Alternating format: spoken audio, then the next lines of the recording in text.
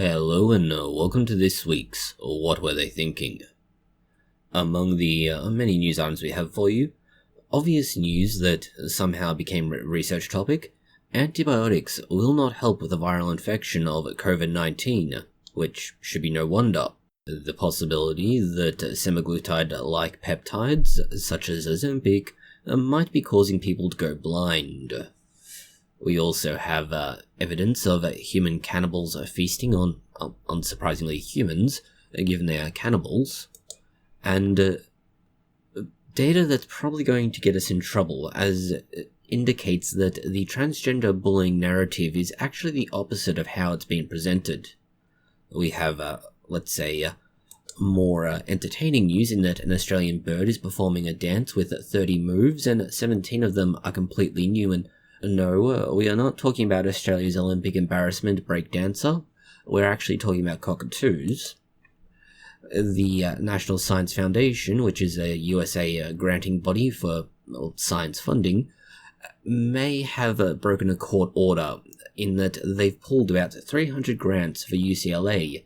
However, this is not quite as simple as it sounds at first. The Indonesian Hobbits appear to have had a mysterious neighbour, and we already know who it is.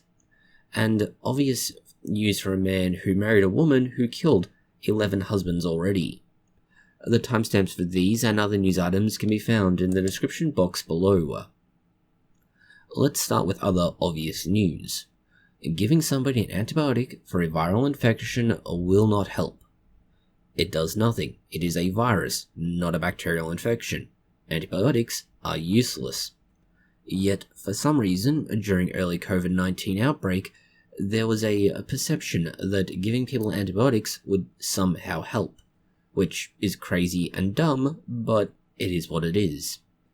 This is where research looked into the, in this case, net loss rather than net benefit of doing so. And although, yes, it is a rather handicapped study, it is still worth looking into purely because it further supports the evidence of you do not give antibiotics for viral infections.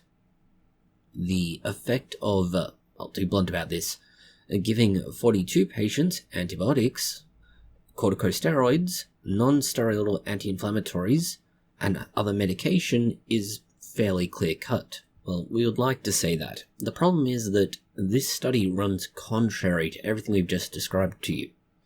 That is, for some reason, giving antibiotics to individuals, admittedly a very small sample of individuals, who had COVID-19 meant that they recovered faster. Now, the how and why is all sorts of curious here, and there's no specific mechanism that explains what's going on. So it could well just be that this is a pure weird blip in the dataset, and that it was found, which, given the way they've done this study, possibly the case. They appear to have thrown a lot of shit at the wall to see what sticks. But it does raise an interesting challenge to the, let's call it, accepted wisdom. In what doesn't break the accepted wisdom, vaccines are good. And in this case, the RSV vaccine cuts hospital risk for newborn babies, which, given that that's one of the major groups affected by RSV, it shouldn't be that surprising. The respiratory sinusitis virus is, well, basically a really nasty influenza strain. It's not actually influenza, but for most people it's easy to think of it that way. And so, if you have a baby infected with it, it can cause bronchiolitis, pneumonia, and other complications. And, well, surprisingly, children need to breathe. For some bizarre reason, nature has evolved humans where they have this odd desire and need for oxygen. They become addicted to it the moment they're outside of their mother, and without it, they eventually just stop functioning. We should point out, however, that the data that is relied on here is fairly small in terms of a claim of this size, but overall it's more than less consistent with the remaining evidence. The study basically focused on Scotland, and Scotland is unique in and of itself, and frankly the fact that any populations willing to eat haggis should indicate that they cannot be compared to the rest of the world, but let's assume that they are still relatively comparable. Issuing the RSV vaccine to pregnant mothers at 28 weeks led to 228 fewer babies under 3 months being admitted to hospitals with a serious infection from RSV. So that's pretty damn good. Now, it's not as though RSV is necessarily life-threatening in all cases, but to be clear about it, those under 6 months old are likely to experience severe illness. Also, those who are extremely elderly are likely to experience severe illness, so there is a bathtub effect, let's say, where very young and very old are most vulnerable. Shifting to slightly more controversial news now, we have glucagon-like peptides, Ozempic, Wegovy, etc., and the fact that they have been linked with certain vision issues, specifically sudden vision loss. Now, considering that they have been used extensively, they are basically praised for solving any and every illness under the sun, and they are also used relatively arbitrarily for weight loss. There are obvious problems here, because if they cause sudden vision loss and they are used so widely, we need to figure out, is this let's call it a random effect that occurs to people unexpectedly and unpredictably, or is this some sort of relatively predictable event that just wasn't picked up on during clinical trials? So this is some concern, let's say. There are two kinds of vision loss that occur. There is the non-arteritic anterior ischemic optic neuropathy, and this is also given the acronym NION. It is a rare eye condition, and it essentially involves a blood flow to the optic nerve suddenly being stopped entirely, or at least significantly reduced. It's like a stroke for your brain, except it's purely focused on the optic nerve, which, given you only have one of those for each eye, kind of important to keep it intact. You might be thinking, oh god, am I going to lose my eyesight now? And fortunately, probably no. The studies that came out this week looking into it involved somewhere in the range of 160 to 185,000 people. The first of these found that there was somewhere in the ballpark of a 0.04% of developing blindness in the form we're talking about, whilst the second study looked at only slightly different numbers. So overall, it's less than 0.1%, which is always a good sign. It's closer to 1/20th of 1% than 1/10th, but even then it's also lower again. The, let's say, comparison to effectively background rates or comparison rates, it really means that the risk is doubled, but a doubling of risk is still a fractional number. It's important to note that NION is not the only possible way this could happen. There are other similar effects that Wegovy can cause specific to the optical nerve, so be mindful of it. It's not to say that it's the end of the world or a massive threat, but it is enough to be aware of. In other news about problems that thankfully aren't a problem this time, it would appear that the changes in the alleles, that is basically the genes in your mitochondria in this case, appear to have no relationship between age and various issues. This is particularly important, let's say, with the gradual shift to a older age pregnancy profile for most of the developed world.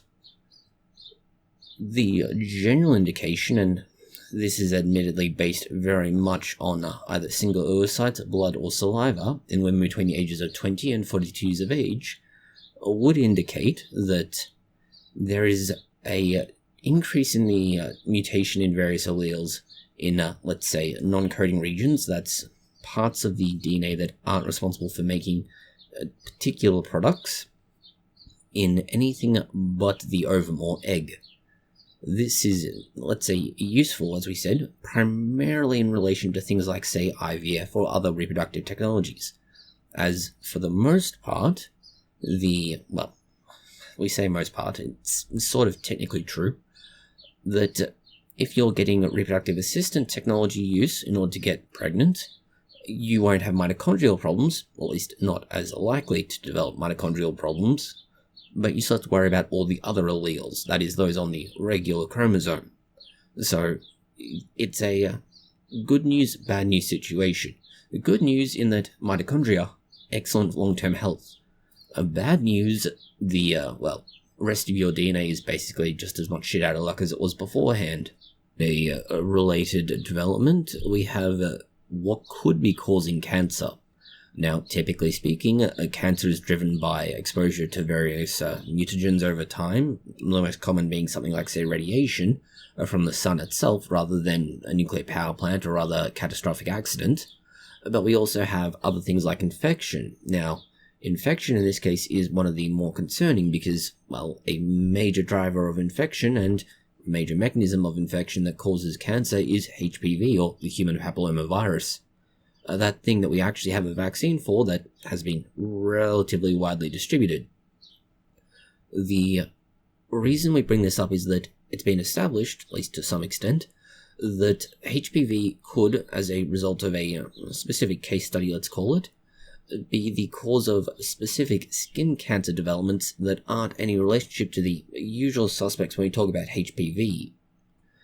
In this case, it was a skin cancer development on a woman's forehead that just kept coming back, even after things like immunotherapy, surgery, and the usual treatments.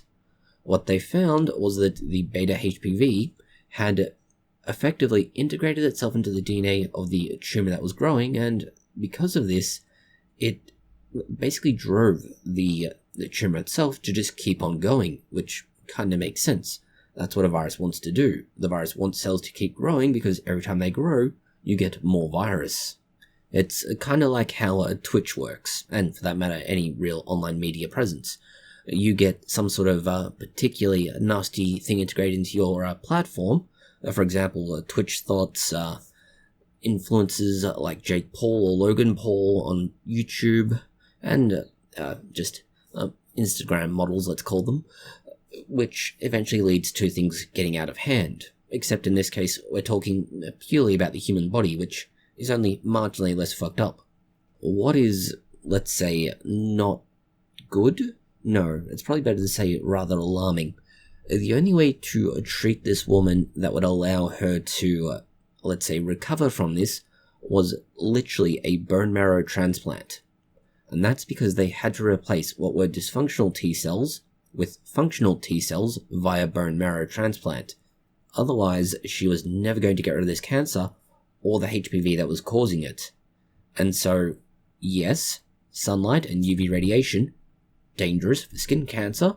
We now have a arguably possible another cause that could be more prevalent than we've given credit for, and yet another reason why the HPV vaccine is good and anti-vaxxers are dumb. Moving now to the Iberian Peninsula and, well, basically Spain, and Portugal as well, but we can ignore Portugal for now. They're no longer relevant ever since they lost Brazil. Humans on the Iberian Peninsula appear to have had a penchant for the forbidden white meat. We should bury him. It's only right. Yeah, we should, Lois. You're right. Or we could... Could what? eat him. Brian! That is, they like to be cannibals. This is evidenced in at least 11 individuals where they appear to have, let's say, consumed them. This does include children and adolescents.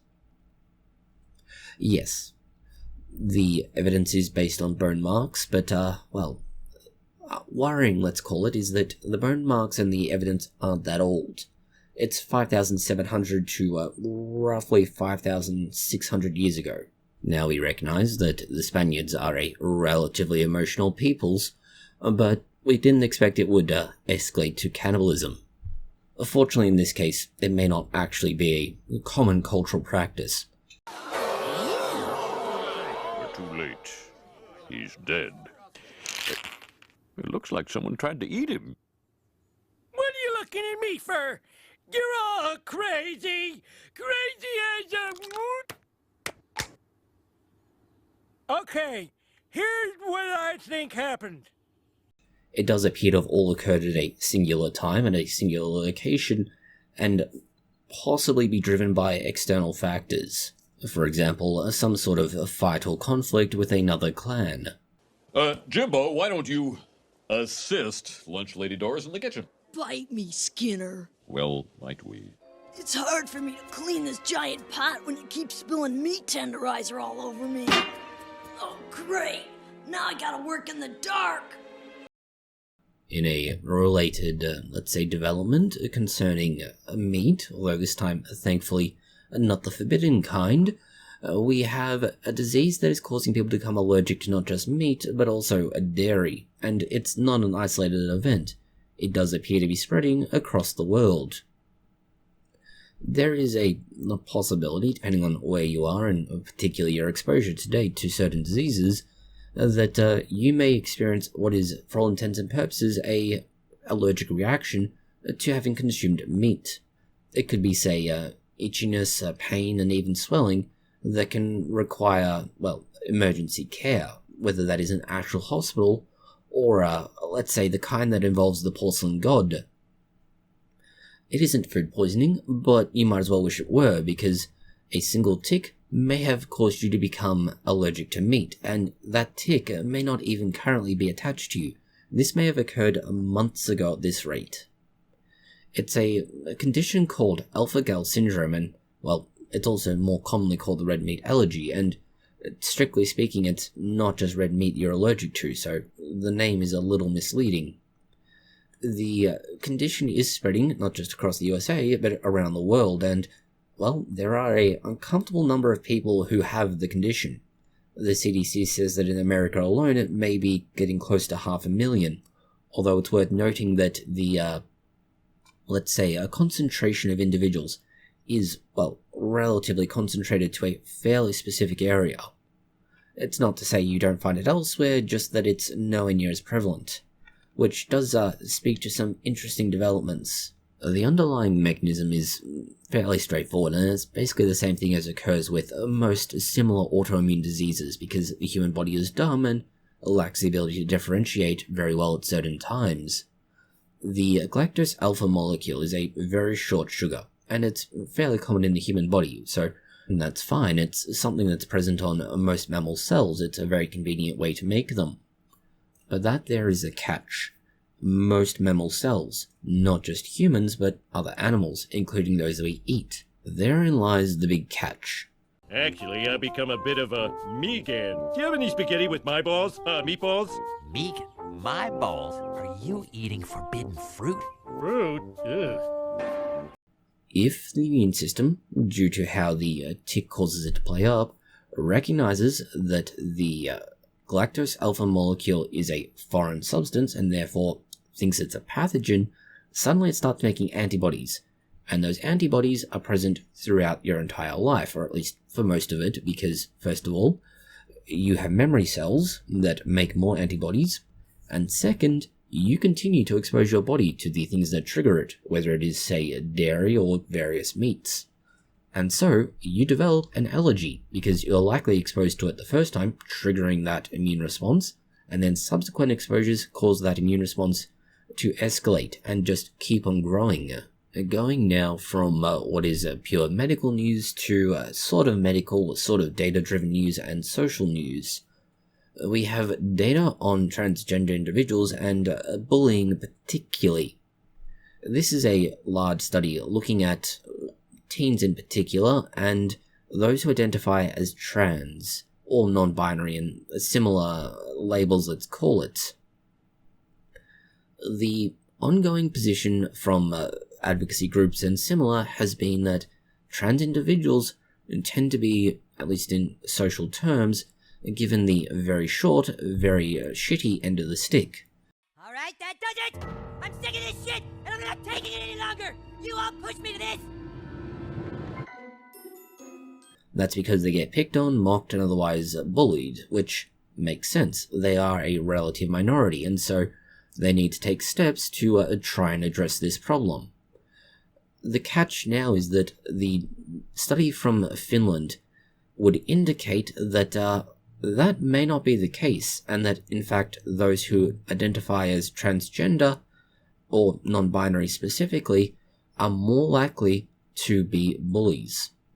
Women, do you feel ready? Oh yeah, I'm ready, David. There are just so many amazing women athletes out here today. It makes me so proud. Now, this is the first year that a trans woman is in the competition. How do you feel about that? Amazing. I feel honored to be a part of history. I have a lot of incredible trans friends who are athletes, and so we're all inspired this woman's competing.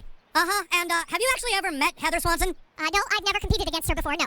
She's not exactly your average trans athlete. Well, what is an average trans athlete? Honestly, I find that kind of bigoted, David. Okay, Heather Swanson is actually joining us now. Miss Swanson, how does it feel to be competing today? I can't tell you how free I feel now that I've started identifying as a woman. Now that I can compete as female, I'm ready to smash the other girls. Which, that's not cool. Bullying, as always, is terrible, but in this case, the data is problematic because it really does undermine what is being claimed by advocacy groups as to why transgender individuals, and in this case specifically non-binary individuals, need to be given special treatment. A special treatment in that they need to be specifically looked after in certain ways to ensure that they don't get bullied or otherwise socially victimized. But if they're the perpetuators of bullying, that means that we now need to look at everything that's been done to help them and think, has that in turn been causing those who are being bullied to be bullied more because, well, we've basically facilitated that. And it's really not good if it's true. You might think, though, that maybe this is just a weird study, something that doesn't really have a lot of substance to it, and while we will admit that there are limitations to it, it is a large study to start with, which does help considerably. It's getting close to 140,000 students in total, and they were divided between what is called a comprehensive school and an upper secondary education. They took the association between gender identity and involvement in bullying across both, let's say, various statistical models, just to make this very easy for everybody, and they found that gender identity was an independent variable that could be used to predict whether or not someone would perpetuate bullying, or alternatively, were they the bullied party. Although you will have seen the figures so far, you can see that that's not great, and that there is a definite pattern to be found. When they were looking at logistic regression of it, which is a way to model the development that they were looking at, they found that specifically non-binary identity was the most strongly associated with involvement in bullying, followed by opposite sex identity and then cisgender identity. Considering everything we've just said, the, let's say, conclusion the researchers reach, at least in part, doesn't make any sense. As they state in their abstract and later on effectively expound upon in the discussion, this suggests that bullying during adolescence may serve as a mechanism of maintaining heteronormativity. It doesn't make a lot of sense to say that when you literally have the non-heteronormative people being the ones perpetuating bullying. And now for what would happen if a nuclear apocalypse was to occur and, well, how much food we would have. The answer is not a lot, but that should be obvious. A nuclear Armageddon does probably mean that everything that's currently growing would be destroyed to some extent by virtue of the fact that, well, radiation, clouds, ash, just death in general. But what about nuclear winter that follows it? And the, article is interesting, let's call it.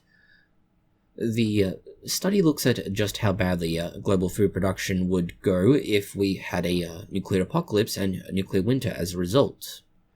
The strange decision to study this comes out of Pennsylvania State University in the USA.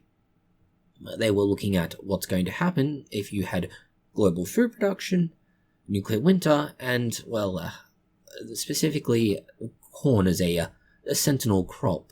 Although specifically being done by the university in America, they did try and model what would happen across the world. So this is not just limited to a USA, let's say, implication. So they had just over, let's say, 38,000 locations, and they had 6 different scenarios they looked at. Basically, different severity of nuclear winter. They used models that, let's say, estimated the effect from a 5 million to 165 million ton nuclear weapon explosion, and how much soot would be injected into the atmosphere. The results aren't, let's say, great to begin with. Well, obviously not great, as we started the section with, pointing out that the nuclear apocalypse is never good. But specifically, they found that just injecting a little over 5.5 million tons of soot into the atmosphere could reduce global corn production by 7%, and that if you took the high end of that, the 165 million tons, 80% loss in this case, corn production. It's also important to point out that the effect doesn't just end or start with the nuclear Armageddon itself. You need to point out that there are other complicating or compounding variables that add up over time. Now, the relative impact of this is small by comparison to the actual effect of the nuclear weapon, but the effects are there. The impact can be felt most strongly between 6 and 8 years after a nuclear war, and it adds up to another 7% on top of the already 80% reduction in crop production. So that's not great, and it would take between 7 and 12 years for any kind of crop production to recover from any nuclear weapon usage. The researchers do, admittedly somewhat facetiously, but also not inaccurately suggest that if nuclear apocalypse is unavoidable, prepare essentially resilient corn varieties for that purpose, along with other crops. One way they could do that is the same way that M&Ms manufacturers looking at getting around the issue that they have. Currently, the maker of M&Ms is encountering a problem that their cocoa supply is, well, getting harder and harder to source, and so they're turning to genetic editing to be able to make sure that they can actually get cocoa, thereby securing the supply of chocolate for their product, and presumably any other similar products they're also producing in relation to that. So if you happen to have a thing that's anti-GMO, you're actually going to be very disappointed very soon if you like M&Ms. Shifting now to animal news, we have Australian birds and the fact they're dancing in new and interesting ways. Thankfully, they aren't a national embarrassment like at the Olympics. Instead, in this case, the cockatoos are engaging in 17 before now unseen movements and 13 that are. Cockatoos are essentially Australia's weird bird animal because they're noisy, they're very obvious, and there are a whole bunch of them. The behavior is, let's call it, interesting purely because it shows that, well, not only can they dance, and they can dance better than somebody who's supposed to have a PhD in this, but they can actually respond to music.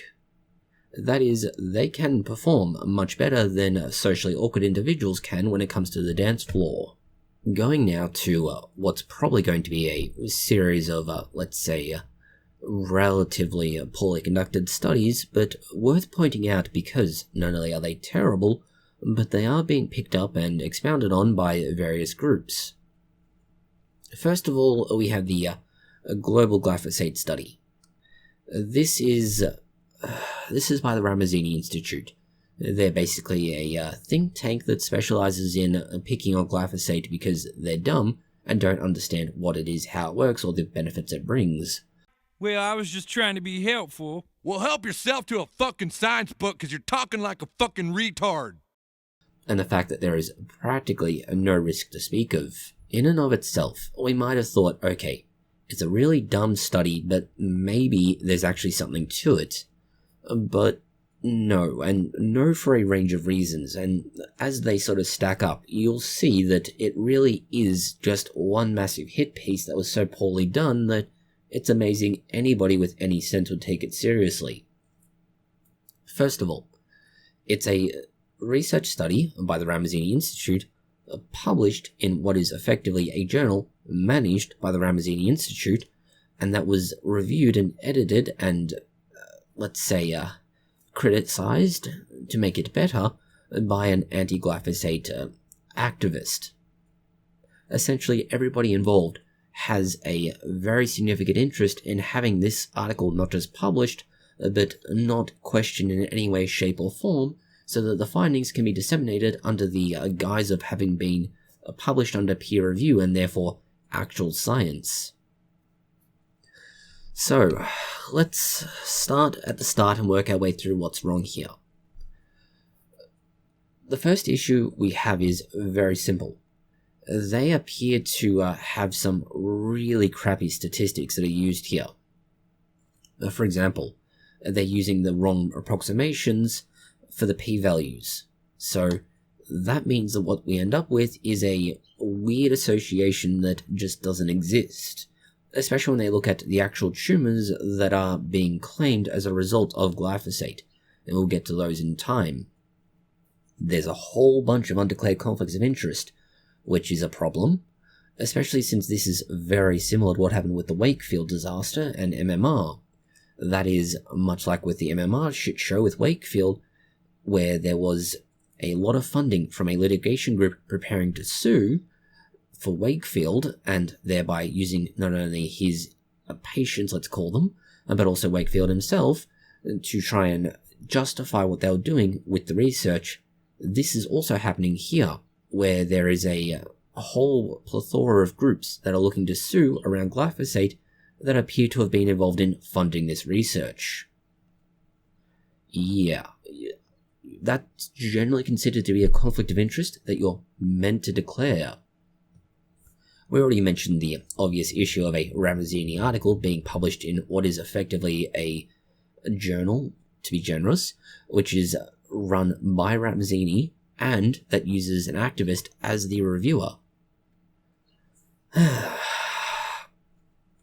The statistical tests we mentioned already, the fact that they weren't done properly, it means that the conclusions they draw, even if they were done correctly, that is to say that we assume the first point is actually wrong, still don't have the statistical significance to substantiate what is being claimed in the result tables. There is a fairly substantial study that directly and clearly contradicts the findings that's just not addressed, which is a problem. This is essentially a massive faux pas, in that if you have existing research and you can say, we have done something and this something is very similar, if not the same as this other research that found the opposite, here is why and how you should accept our results in favor of those other results. Typically, either due to, say, experimental design, better data, better statistical testing, etc. You don't just go and ignore the existing research. The results that were used from the IARC monograph, that is the other glyphosate bullshit study that basically cherry-picked data, found that there was no apparent progression for carcinomas, and they only looked at adenomas. And yet this study appears to have somehow extrapolated that out to everything else. And finally, the glyphosate exposure groups were consistent in showing an absence of evidence for trends in tumour in relation to the site, the development of the tumour, and the dose of glyphosate, which is not a good sign. It would indicate that there is another factor that's playing into this that is causing this to happen. If your essentially independent variable, glyphosate exposure, does not have a relationship to your final result, in this case, tumor development, you can't say that there is a relationship because there's no dose response, there's no consistency. It shows you that there is some confounding variable that you managed to cock up, and you've included it as just, oh no, that's not what's caused this. This other thing that we're claiming is the cause, which doesn't make sense. Look, we're not going to go through in great detail what this shit show found particularly, mostly because it's just not worth the hassle of going through this in a video. We have linked you to the article that goes through all of these problems in great detail, thankfully, and you can read it yourself there as they provide an excellent overview and explanation of some of the concepts we've described. Shifting now to similar bad research, and this time actually bad research that's outright retracted. It's a paper that claims that vaccines cause autism in rats. No, vaccines do not cause autism. Vaccines are good. Vaccines prevent people from dying, and not dying as a child is what leads to autism. It's a very simple series of events. If you die, you don't get autism. If you die from avoidable diseases, you don't get autism.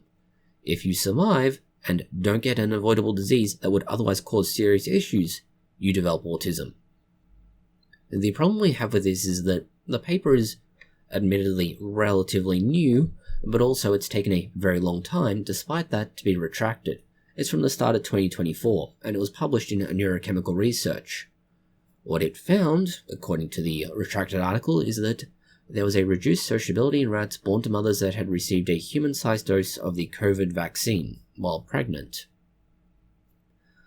We can start with the fact that it's a human-sized dose, which is way out of line for a rat. Yeah, you could possibly think, well, what if they were just trying to make it as, let's say, amplified as possible so we could observe the effects? Yeah, but you still provide an appropriate dose to the rat. You don't give them a human-sized dose, because a human is arguably hundreds of times the size, and so any dose you would provide from a human would not be appropriate. It's so large that it cannot be anything but an attempt to create some sort of bias in the results. It's essentially so heavily loading the scale on one side to give you a specific result that you cannot substantiate your results with it. This does inevitably lead to the second issue, which is the method section and the, data section are not consistent. Understand, this is a very bad sign. When you say, we use XYZ in our study, and then you look at the raw data which was available, and you see that actually that's not what they used, you now have to ask, if they're not using the same numbers in both their raw data and the methods that they claim they used, can you actually trust that the data or the methods accurately describe what has happened? Not to mention that there are some other notable issues with the methods that just undermine any possible conclusion that is reached. In other science news, although this time related purely to the funding rather than the science itself, the National Science Foundation appears to be in trouble in that a judge would like to hear from them as to why their actions in suspending 300 grants for UCLA is not in defiance of an existing court order. Now we'll be clear, we're not going to go so far as science has in claiming that they have actually breached that court order, because it's not clear they have yet. An argument is being made that that's what happened, and yes, that is a legitimate argument to make. That is how law works. You go to a court and you say, you made this decision, and we think this action that's happened since is in breach of it. Can you please address that?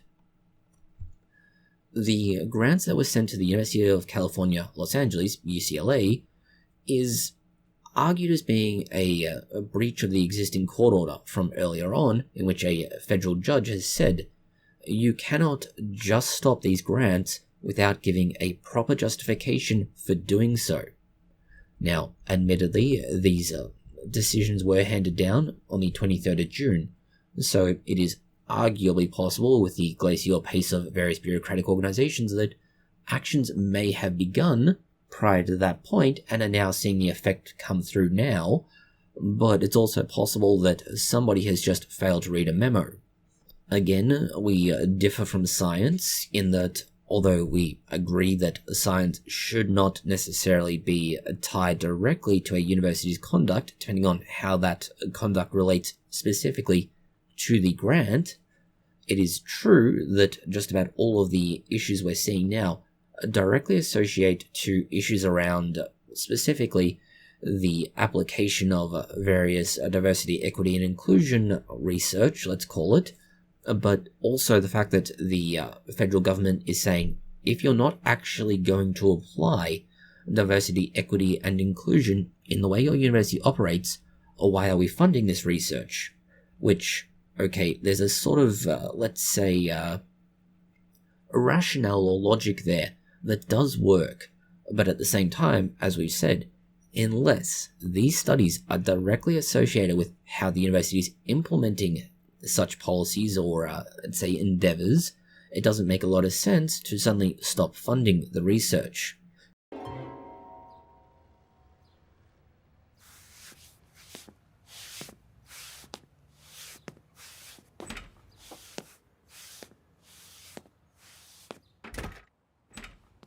How long was I in there? About 5 minutes.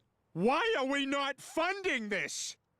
If you're looking to a cure for cancer, the cure for cancer, and cancer itself, does not give a damn about diversity, equity, or inclusion. the same time, any treatment theoretically doesn't, except in America, where diversity, equity, and inclusion is basically a non-existent term for health insurance and medical care. This is, let's say, where and how we differ from the NSF position, in that they're arguing that the grants were suspended for reasons unrelated to the earlier order, specifically around diversity, equity, and inclusion, and that this time the grants were, let's say, halted or suspended via an administrative decision, not some other form of decision that they're trying to differentiate, because UCLA engages in illegal race-based preferences in admissions, fails to promote a research environment free of anti-Semitism, and discriminates against and endangers women by allowing men and women's sports, which that could be an interesting argument to make.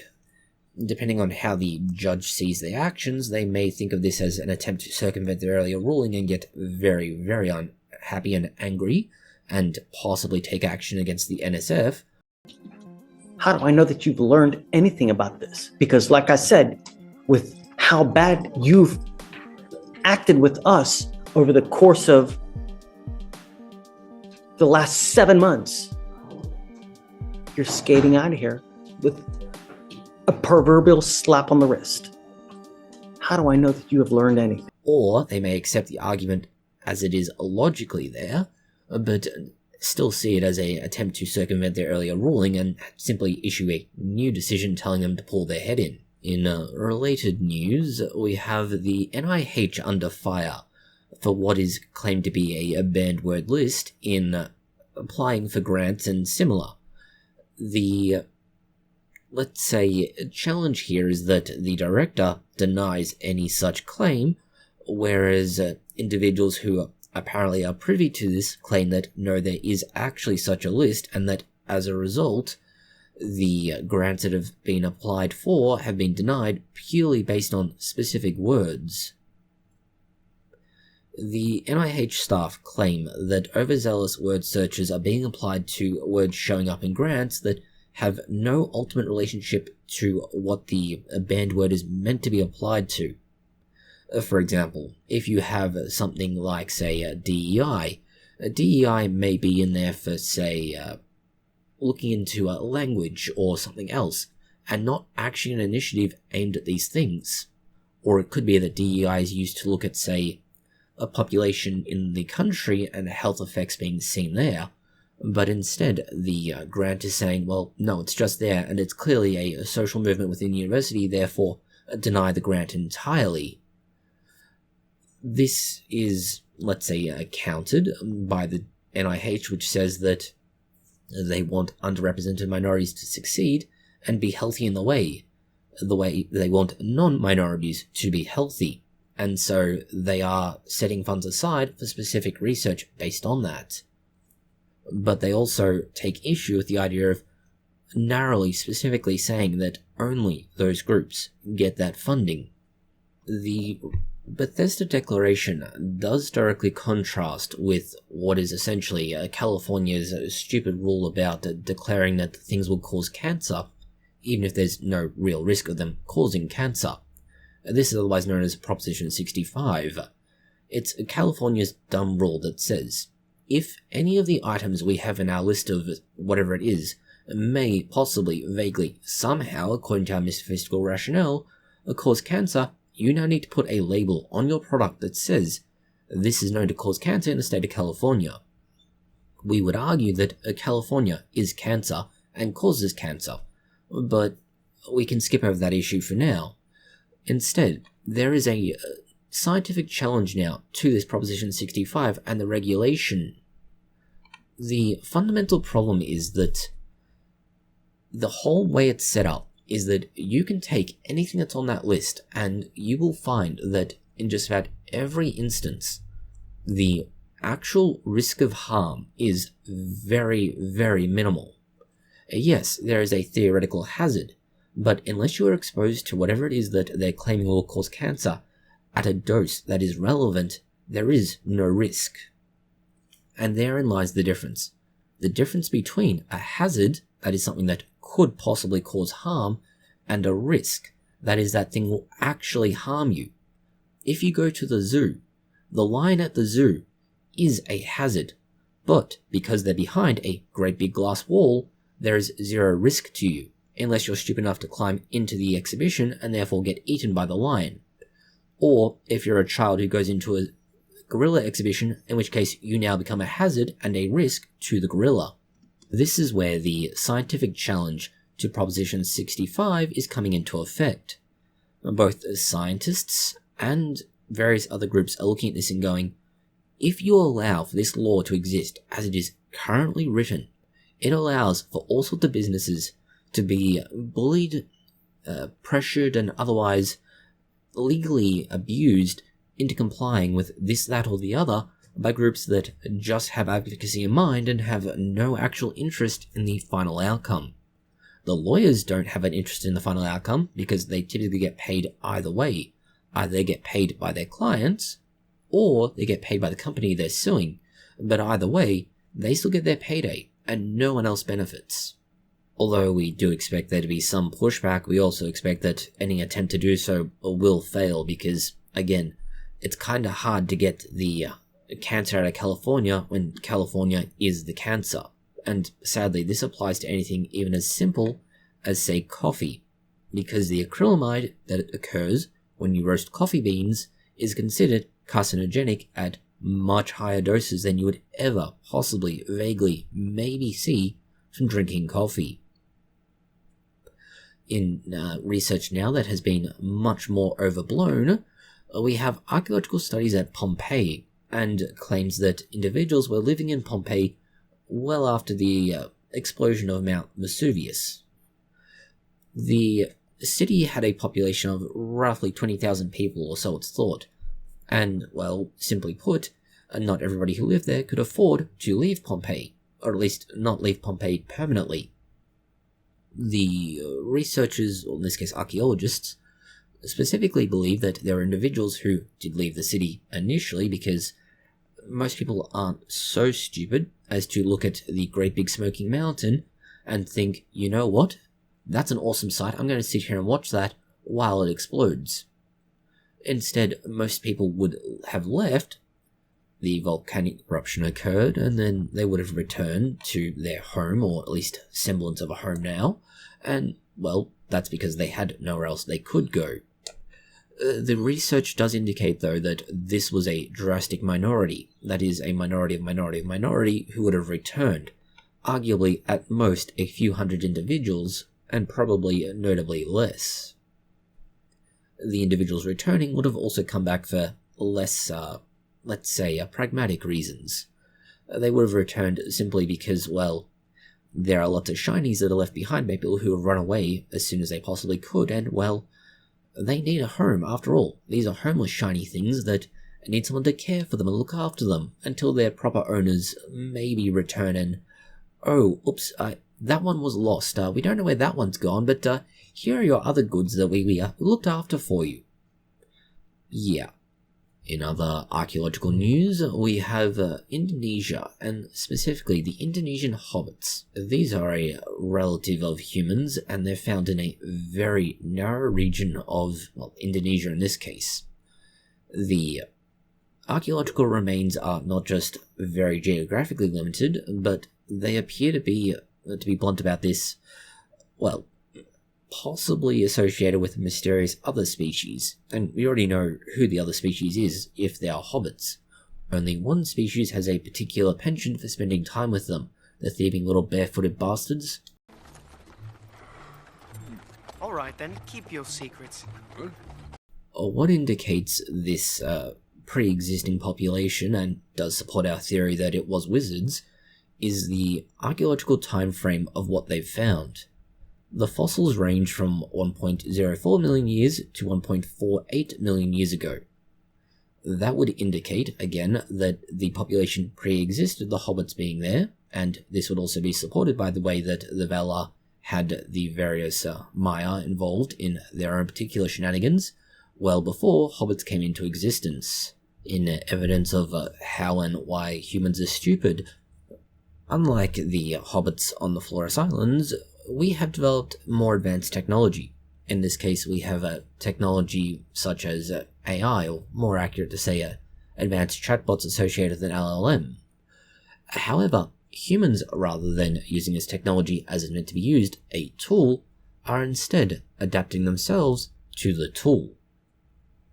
In this case, an individual has decided to embrace the idea of polyphasic sleeping to make better use of Claude.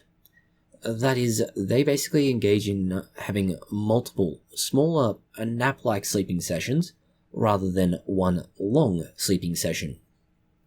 The reason they do these small nap-like sessions is that they can break up their daily activities so that they sleep when Claude is no longer available. That is, the session usage limit has reached its limit. That limit resets after 3 hours, allowing them to work for another, let's say, up to 3 hours. Now, the alternative to this would be just taking a whole load of meth, like the Wehrmacht did in World War II, but we assume that meth is more expensive, and so is getting a more permissive plan from Claude, so they've chosen polyphasic sleeping. Polyphasic sleeping is not the only thing that AI can cause. Instead, a man has been hospitalized with psychiatric symptoms after following the advice from a chatbot. Admittedly, it's not the only instance of something similar this week, but it's certainly the most extreme. An LLM, like ChatGPT, Claude, Gemini, or whatever else, is not a source of medical advice that you should be using. Medical practitioners should not be using it, and they have a good knowledge base to build on what they're told, and if it's completely wrong. In this case, case study might be a better description for it. The man relied on a chatbot to end up giving himself a relatively rare form of toxicity, or basically poisoning himself. What he did was try and reduce his salt intake, and he did so using a substitute. That substitute was sodium bromide. Now, you may not be aware, but, bromide is not something you want to be consuming much of, and especially not sodium bromide. It's theoretically a substitute, but in practice, no. Sodium bromide works great if you're trying to clean things. Mostly because, what you're cleaning isn't going to be going in your body, ideally. But it is not a substitute for sodium chloride. It took 3 months for the man to present to hospital, and when he did present to the emergency department, it was with paranoid delusions, believing his neighbor was trying to poison him. His neighbor was not trying to poison him, he was trying to poison himself. The individual in question, also on top of their paranoid delusions, had auditory and visual hallucinations. A trip to the emergency room turned into an involuntary stay in the psychiatric facility, given that he did try to escape, after telling them that they thought his neighbor was trying to poison him, which doctors generally are a little bit cynical about, although you'll understand why not necessarily so towards the end of this video. After being treated with antipsychotic drugs, the man calmed down enough to explain that, he had been giving himself sodium bromide, and the test results given to him found that he had bromism, which is, unsurprisingly, a toxic dose of bromide which accumulates in the body. A normal amount in your body, let's call it, is somewhere around 10 micrograms a litre. That's a healthy individual's level. His levels were at 1,700 micrograms a litre. In more overblown news, although it's really hard to top that, we have claims of quantum teleportation. The claim is this: somebody has managed to send a signal, roughly 30 kilometers or 18 freedom units, through a fiber optic cable, while regular internet traffic was also going along the same cable. They claim that they are able to send data, and specifically the quantum properties of one particle, in an original location to another location without ever moving the physical thing that they were sending, or interfering with the other data that was sent alongside this. The, theoretical benefit of this is that they could send a very delicate, very fragile quantum signal alongside the regular internet data without interfering with either of these, but also that it requires very, advanced and very expensive machinery and equipment on each end of the signal to be able to not just send, but receive and understand what is being sent, ignoring the individual independent and relatively more complicated signal in itself that goes in between these two. Could this be useful? Not now, but maybe in the future, and probably even then only with limited use. What has not seen limited use is Photoshop, and an article that really does show the very, let's call it immature skills of some particular researchers. The article is sadly not called Photoshop. Instead, it is called A Real-Time Measurement of Airplane Flutter via Distributed Acoustic Sensing. And what figures 6 and 7 are meant to show is a airplane model inside of a wind tunnel. And this makes sense, that would be how you'd measure all of these things. But for the fact that there are two issues, let's call it. The first is that the wind tunnel in question appears to be from NASA. Now, it's entirely possible that they could well have used NASA's facilities, but then we need to look at the airplane itself and the fact that it appears to be very poorly photoshopped into said wind tunnel. And this is something that somehow passed muster for the reviewers. That is, somehow they did not comprehend that this picture does not make sense in the context of what is being claimed. The issues we have are fairly straightforward, and they're consistent with what the, let's say, internet sleuth Elizabeth Bick has found. How is it that the wind tunnel picture quality is worse than the picture quality of the aircraft itself? 2, how does it float the way it does, because it's not consistent with the orientation that we should be seeing based on camera location and everything else? And, well, these, among other rather obvious concerns, have led to the article being retracted, because it's clear that they used Photoshop. The only, let's say, surprising thing about this is that it was MDPI that retracted it. A, let's say, not necessarily a predator publisher at this point, although they walk a very fine line, but certainly one that is known for its relative lesser quality. Next we have claims that a coral has been discovered on the Martian surface, or more accurately in a Martian crater. The rock is found in the Gale crater on Mars, and it is relatively tiny at just a few centimeters across. This is arguably about an inch if you need freedom units. The structure looks remarkably similar to branch corals that can be found on Earth, and particularly in our oceans. The, let's say, material is thought to, thankfully, not be a coral. The structure is theorized to be caused by once flowing water carrying dissolved minerals into various cracks and crevices on the Martian surface at the time. They led to the deposition of the minerals as the water evaporated away, and this process was repeated many times, eventually leading to a relatively solid mineral mass. Eventually, the Martian surface around this mineral mass was scoured away by virtue of the fact that Mars has very inhospitable weather, leading to only the weird mineralized elements remaining, which resemble a coral. In other research that's arguably a little more useful, but is really just more further expounding the significant progress being made in organoids, it's a blob that is very similar in terms of a human brain.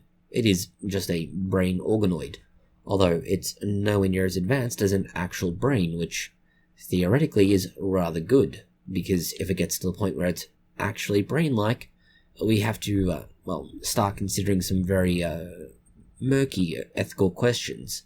Well, at least universities do, because the ethics board is kind of funny about you doing research on things without asking them first. What differentiates this particular brain organoid from the others we have mentioned in the past is that this has, first of all, incorporated multiple regions of the brain together, which is generally what a brain is. It's, typically speaking, multiple parts all in one place, unless you're RF cray-cray, in which case it's sort of a muscle part of the brain and, ooh, shiny thing part of your brain, and that's all there is to it. Clearly there can't be much else in his skull because the brainworm appears to have starved to death. The importance of brain organoids is not to be underestimated. We aren't allowed to go around opening up people's skulls and poking around inside of what's in their head. At least, We haven't since, well, Tuskegee and Mengele, and they kind of screwed this for everybody. Somehow or other, the drastic events of the 1940s kerfuffle led to us losing all the fun and exciting times, and people suddenly having this whole thing about ethics and morals. Okay, but being facetious, it is actually relatively important to get things right when you poke around someone's head. Because of that, these brain organoids give us the opportunity to explore what's going on in various neurological conditions without having to actually put someone's mind and brain at risk, which is good news. Admittedly though, these are still relatively early days, and importantly, there's still a lot more room for development of them as a replacement for actual organs. The final news we have for you is more a case of how did this let go for so long rather than it being real news.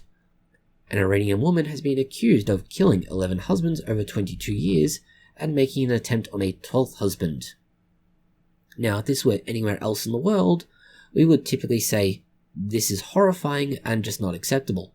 But it's Iran, and Iran, to be blunt about it, doesn't exactly have the best track record when it comes to women's rights. And so, theoretically, killing 11 husbands might actually have been justified. But then again, if you marry one husband and they're bad, and you proceed to marry 10 more bad husbands, that's less a sign of you have encountered a bad society and that you're just making a series of very bad decisions. The woman has admittedly confessed to killing 11 of her husbands over 22 years, and it was all down to money and property, which, obviously, since theoretically, at least in Iran, ownership of property and women's rights are kind of not compatible. Something we disagree with because this woman has clearly demonstrated that she has great organizational skills because she got away with this with practically no evidence to the contrary for 22 years, and apparently went to a great deal of effort to not just ensure that she did so effectively, but very subtly, using things like diabetes medication, stimulants, and in some cases alcohol, to slowly kill her husbands. Also, she seemed to have gone to a great deal of effort to accurately and reliably pick the right targets for this. Anyway, she's probably going to die soon because, well, Iran does have the death penalty. We're just hoping it's a somewhat more, let's call it, humane, although in Iran that's probably not going to happen, way of executing her than the alternatives that occur in Iran for other, let's say, crimes that aren't really crimes in the rest of the world. That's all the news we have for you this week. Thank you for watching this video. If you found it interesting, consider liking, sharing, and subscribing, and please do post any comments, questions, or suggestions you have below.